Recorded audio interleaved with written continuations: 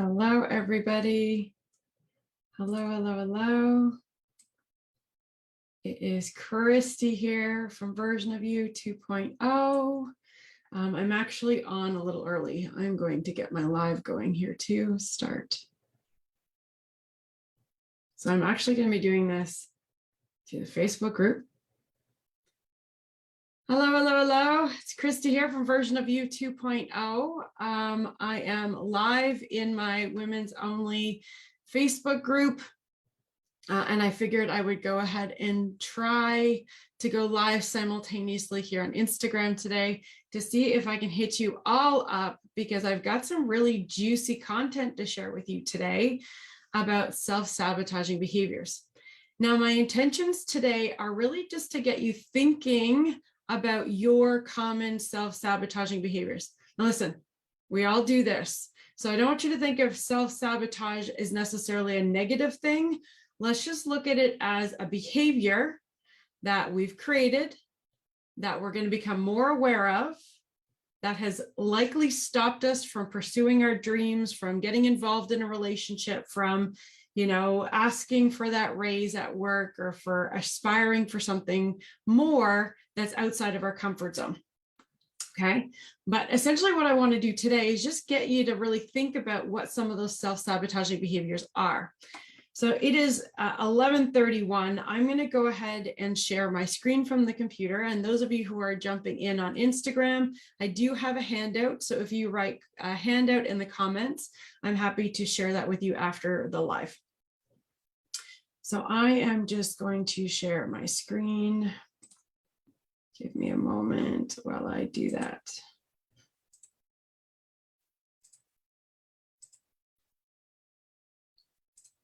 Okay, I hope to be able to see. There we go. All right, beautiful people. So let me see if I can make this larger.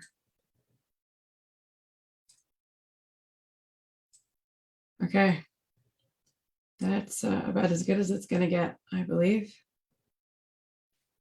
Okay, hopefully you can see that, no problem.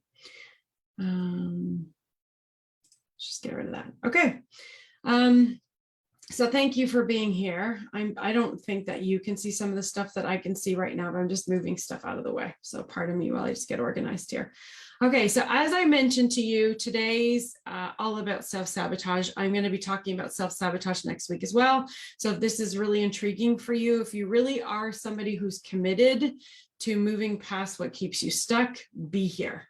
Ask questions, engage. If you aren't here live, watch it on the replay, leave comments, direct message me, okay? Just get in touch with me some way, shape, or form if you've got questions. So I'm going to go ahead and begin because we only have 30 minutes together. I've got a hard stop right at 12 o'clock. So this is for today called Identify Your Mindset Blocks. And I'm just really grateful for this opportunity, because I'm able to discuss with you this really raw topic on self-sabotage.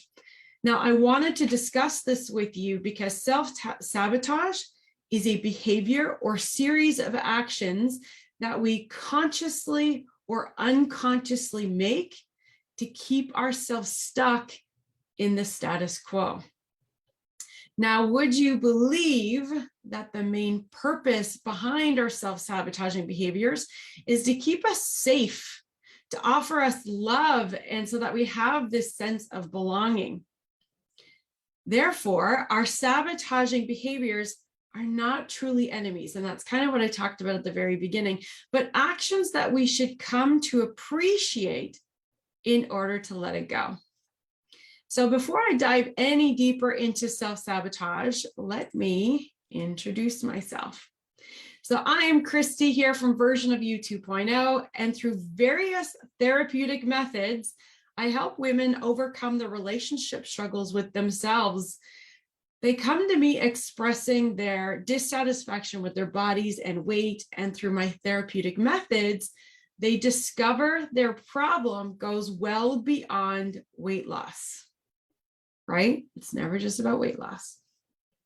And although weight loss is a byproduct of the work that we do, it's only one of the ways in which my clients work through their transformation and live a transformed life. So my therapeutic methods include one-on-one coaching, group coaching, neuro-linguistic programming, hypnotherapy, nutrition, stress management, and through my cellular support supplement that addresses hormone imbalances, inflammation, gut health issues, and autoimmune conditions. Now, I offer 4 online programs, of which 3 programs include weekly group coaching sessions and some group hypnotherapy. In addition, one-on-one coaching and hypnotherapy sessions are available for those of you who need the added accountability and support. Now, I have a wide range of offerings because I firmly believe that we're all unique, right? And we deserve a holistic approach to achieving our health and wellness goals. So you may come to me with weight loss issues, but the underlying issue may be something different from you versus, your other friend who comes to me for weight loss issues. So my ideal clients are those of you who are ready to take action. For those of you who realize that you are unhappy with one or more area in your life and have found the courage and motivation to move beyond the status quo. You know that deep down inside that you deserve more, that you deserve better, and that you are ready for the next phase in your life. Hello, Wendy. Hello, Camille. Hello, Mike. It's nice to see you on Instagram. Now, I'm here to say to those women that are no longer willing to settle for mediocrity and complacency, I am your girl. Now, gentlemen in the house, I also provide you with services as well. So please digital message me, okay? I got your back. I got you covered. It's a matter of really understanding that you all need to work through the different layers. And again, I'm speaking to my female clientele because today's training is dedicated to my female audience. So ladies, when we're talking about weight loss, as you know, it's never just about weight loss because we need to work on your hormones. We need to work on your nutrition, yes. For sure. But it's never just about nutrition. It's never just about introducing you to exercise. There is so much more, like, how about your psychology? How about the eating behaviors? The overeating, the binge eating, the excessive drinking potentially, the not making yourself a priority, which is why you're gaining the weight, the saying yes to everything and not having the boundaries in place. All of these things in which we're going to talk about today. So our topic today is, in my opinion, the number one reason people stay stuck in the status quo. So let's go ahead and begin. And just a reminder for those of you on Instagram, I am actually sharing a PowerPoint presentation to my live Facebook group. So they are getting the PowerPoint presentation. You are just seeing my face and hearing my voice. But I do have a handout that I can offer you, those of you on Facebook as well. If you're part of my email list, then you automatically get this information in advance. So if you'd like to be part of my email list, send me a digital message with your email address and I will certainly add you. So here's a beautiful paradigm that I want you to consider. All behavior and experience have a positive intention. Now, this paradigm explains what I was speaking at the start, which is that body and mind creates signs and symptoms such as panic attacks, muscle and joint pain, chest tightness, psoriasis, irritable bowel syndrome, and other symptoms to protect us. Okay, so we all are looking for love, safety, or belonging. And when we can't achieve that, our body stores trauma and the trauma comes out in certain ways. And the way that it comes out is our body's ways of trying to help us to find love, to feel safe, and to belong. And we also create default behaviors. We take certain actions that try to do the same thing. So there are parts of us that absorb our childhood traumas, reflecting those traumas back into these various signs and symptoms with the sole intention of protecting us from either perceived or actual harm. Now this paradigm, and I'm going to read it again for those of you on Instagram, all behavior and experience have a positive intention. This paradigm also explains that our self-sabotaging actions or behaviors have a positive intention, which are to avoid pain. Does this sound familiar? Embarrassment, disappointment, rejection, vulnerability, and failure. Here's an example for you. One of the things that I suffer from is self-confidence issues because I am very much afraid of putting myself out there from a public speaking, from a social media standpoint where I go live. Now, this may come as a surprise to you or not, I am not sure, but this is not my comfort zone. And this stems from a situation when I was 8 years old, 8 or 10 years old, when I was put on stage to give a presentation to the entire school and my voice cracked. Well, didn't everybody in the gymnasium laugh? And I was humiliated and embarrassed to the point where I didn't, but I thought I was about to pee my pants. It was like I had this out of body experience for a moment where like I literally needed to escape the surroundings that I was in, and my body went numb and I just couldn't feel anything and I didn't know what to do. And I didn't know how to connect kind of that part of me that wanted out of the gymnasium and then the part of me that was still connected to the gymnasium.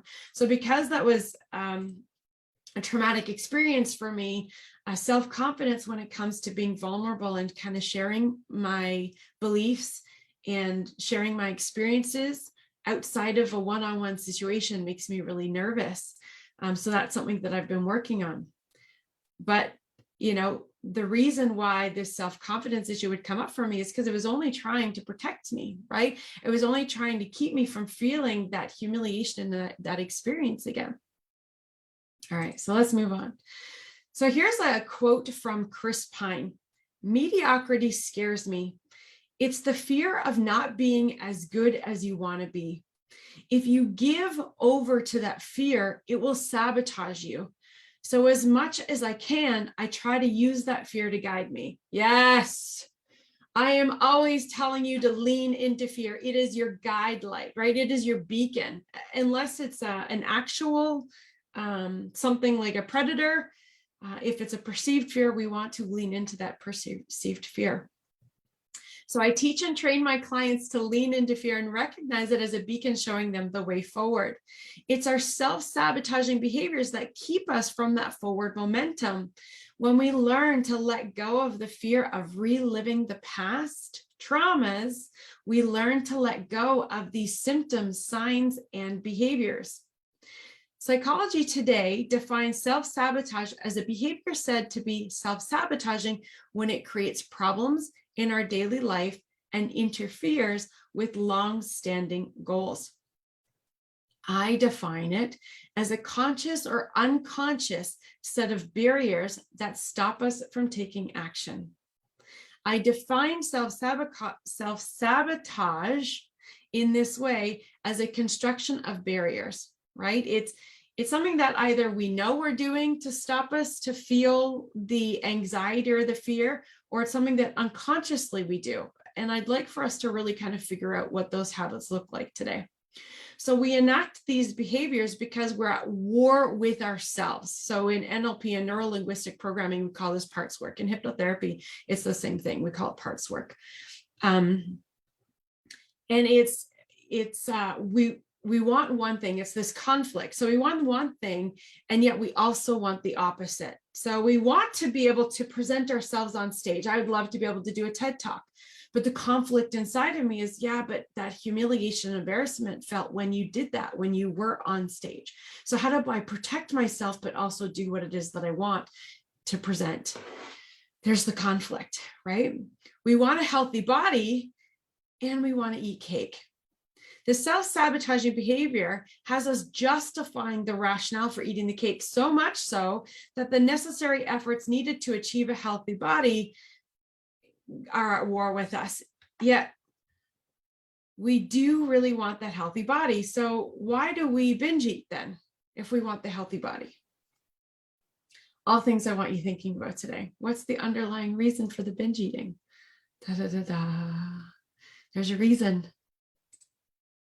So Self-sabotage stems from the lack of belief in oneself and can be found through our behaviors like substance abuse, self-deprecation, pleasing others, reward and punishment, self-medicating, self-injury like cutting, and procrastination. Just going to check in with my team here in our Facebook group here to see if I've got any comments so far. All right, nothing coming in from Facebook, but I know some of you are watching, so feel free to comment and I will try and address those questions. Right now, I've just got a whole bunch of you who've joined in on Instagram. Reese, Bastion 10, IDK, Sophie, it's good to see you here. All right, so I talked about just a couple self-sabotaging behavior, substance abuse, self-deprecation, pleasing others, reward and punishment, self-medicating, self-injury like cutting, and procrastination are some. Here are some examples that I see with my clients. So priority issues is definitely a big one for my women who come to me with desires to lose weight. So I see this predominantly in my women who are parents. I do see this in some of my male clients as well. But typically, you know, it is in my female clients where they put their children's needs first. They also put their spouses or partners' needs first. If they have a pet, they put their pet's needs above their own. And it essentially feels like everybody takes priority over them. She feels a sense of lost identity and lost sight of her own desires and needs.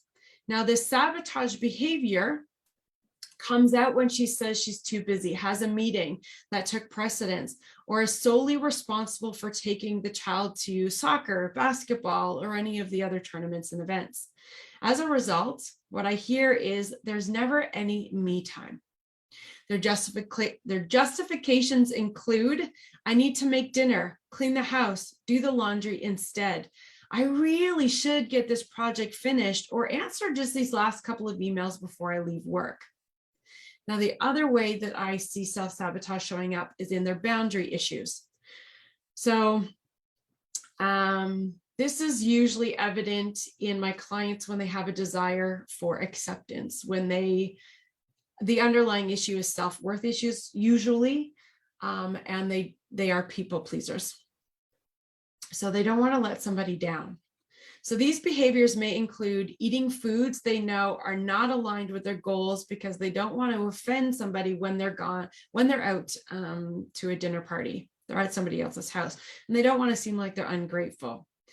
Other behaviors may be that they take on extra tasks to gain acceptance, despite knowing that they don't really have the time. And in order for them to take on these extra tasks, they're going to have to sacrifice themselves, right? So there's either their self-care or their own health that's at a detriment to them saying yes. So I've got here, my thoughts are typically focused on the abundance. Oh, I didn't change that slide. I'm sorry. For those of you who are watching this, I'll change it afterwards and I'll post it. My bad. Okay, so what can we do about these self-sabotaging behaviors? So we can acknowledge that our actions are self-sabotaging. So first and foremost, you need to understand what it is that you're doing if you're going to address it, right? If you think of any kind of self-help group, that is the number one step, is you have to acknowledge that you have a problem. So you have to acknowledge that this behavior is impacting your life. Okay, so acknowledge that your actions are self-sabotaging. Most of the time, we're not aware that we're running away from fear. We've created so many default patterns to escape dealing with our emotions that we don't even know that we are sabotaging ourselves unless it's blatantly evident, like in cutting, drinking, or binge eating, for example. We also need to get help so that we can determine the origin of the problem, because the act itself is the act, right? It's one way that we're trying to deal with something, but we usually don't know what the dealing with something really is. We have a superficial answer for that. I'm lonely. But that's not it. Like, there's always something more to that. Okay. So there's always this deeper psychology attached to the behavior, because our behaviors are designed to keep us safe. They're designed to keep us from experiencing feelings that consciously or unconsciously we want to forget. And then the third step here is to learn your triggers. The more sensitive you are to your physiology, the easier it will be to recognize that you're reacting to an event or experience that feels threatening. We don't always feel panicked or suffer from anxiety attacks. In fact, that's the point. Our bodies are purging these emotions that have been bottled up. So by learning the signs and symptoms, you can start to address the experience right away. So here's a pro tip. Dismissiveness and deflection are two huge indications that you've been triggered. Okay.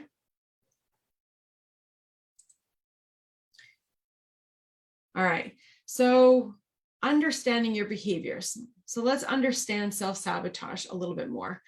Where does fear show up in your life right now? Do you see a pattern? Is it primarily at work, at home, in your social life, in your home life with your spouse or partner, with your children, with your parents, with your siblings? Is there any commonality in the fear in one area or another?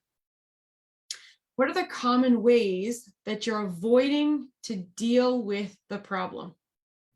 For example, what are your default responses when you're uncomfortable, sad, scared, or angry? Said differently, what are your tendencies to overcome those feelings of vulnerability, sadness, fear, and anger? I'm smiling not because I'm happy. I'm happy. I love talking about this. I want you to understand this. I want you to move past this. There's no point in living in mediocrity, complacency, and in the status quo. If you're not happy, we can work on this. Okay. So this is such juicy information. I need you to know about this. So here's your homework. Okay. I need you to identify your default responses by thinking about your patterns. Where does fear show up? Okay. What are some of your default responses to your patterns? For example, I know that one of my easy buttons is when I feel dismissed. Oh, when I feel like I have something important to say and the person I'm talking to, usually it's got to be my partner. It's got to be somebody really important to me. If I feel like I'm being dismissed, like easy button. I get angry. I will raise my voice because I need to be heard. Okay. I'll then refuse to consider another point of view because I'm so focused on them hearing my point of view. And I'll just keep like repeating myself in a whole bunch of different ways until I almost submit them into agreeing with me. Does that sound familiar to anybody? Any of you do that? So can you name your sabotaging behavior? So here's a couple for you to consider. Resistance. This is actually the resistance of being happy. Unfamiliarity. Did you hear what I said? Unfamiliarity. This is when we have just slightly started to move beyond our comfort zone, and we end up taking a step back because we don't like that sense of unfamiliarity. Okay, this is very common. Actually, I was just talking to one of my clients last night about this. She's so stuck in her comfort zone, she doesn't know how to move past it. Avoidance, deflection, or detachment. We're afraid of commitment, vulnerability, and conflict. Perfectionism and indecisiveness. We spend way too much time planning instead of executing. Or we'll actually move to something else to keep us busy and not actually finish what we need to finish because we're afraid to hand it in. We also overanalyze instead of making a decision. Deflect, dismiss, and avoid. This leads to deflecting responsibility, dismissing or avoiding a problem in response to avoiding feeling uncomfortable. Justification, punish, and reward. This is where we create reasons, rationalizations for not taking the right action. So with the punish or reward behavior, I see my clients justify being good and then reward themselves with food, or justify being bad and then punish themselves with added exercise or a huge deficit in their calorie intake. Disorganization, compulsion, and behavior addictions. This can include disorganization is a way of staying in chaos to avoid making a decision or achieving an outcome. Compulsion behaviors are seen in people who feel that they're compelled to live in high stress environments or obsess about control. Behavior addictions include exercise, food, gambling, internet and social media, love, porn, sex, shopping, tattoos, and body modification, video gaming, and work. And others include boundary issues, feeling guilty for succeeding, being attached to what they don't want, judging others, pride. So you know that you probably should get out of a relationship. That's a bad example. You know that you should,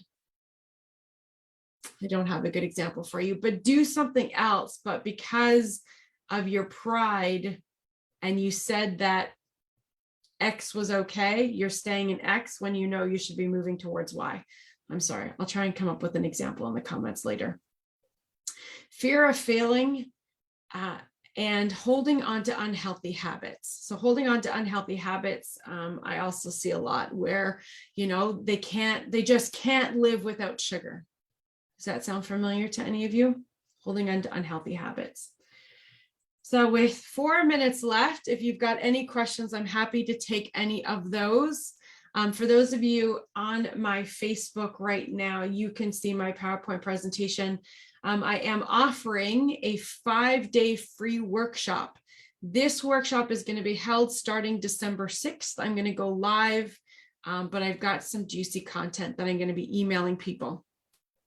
That's not going to be part of the live presentation or part of the live workshop.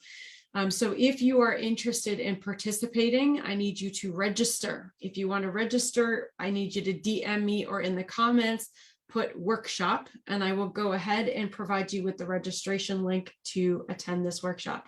Now, here's why you want to attend this workshop. We all have unique body types. And oftentimes with all of the different diets that are out there, intermittent fasting, you know, low calorie diets, even just the different meal timings, like the gaps in diets, which is different from intermittent fasting, low fat diets, you know, low carb diets, Mediterranean diets. There's just so many of them that what happens is we lose sight of the fact that we actually have unique body types. Okay. And because we have unique body types, what works for our spouse or our best friend doesn't necessarily work for us. A really great example of this is those of you who try to get up really early in the morning to work out, but you're not necessarily seeing the weight loss gains that you would like to see. Well, it's really possible that your body just isn't designed to work out at that time of day. And as a result, you're actually changing up your hormones. And in doing so, you're just making it harder on yourself versus easier on yourself. Now, that's not to say you can't get up and work out in the earlier morning because it works for your schedule. But what it means is the type of workout that you're doing could be addressed so that you could have better results. And that's just one of the many examples of how your unique body type could benefit from this particular workshop. The more that you know about what works best for you, the less shame and guilt you're going to have when things don't work out, right? And I really want that for you. I want you living a really healthy, happy life. And I want you, you know, to know what works best for yourself. Anyway, that is a free workshop. It'll be 5 days. I'm building that out right now. It's going to be really juicy. I'm super excited about it, and I would love for you to attend. Anyway, that's all I've got. So here's to showing up for you. Thank you so much for your participation and being here today. If you watch it on the replay, you know what to do. And I will see you next Friday at 11:30 Eastern Standard Time. Peace.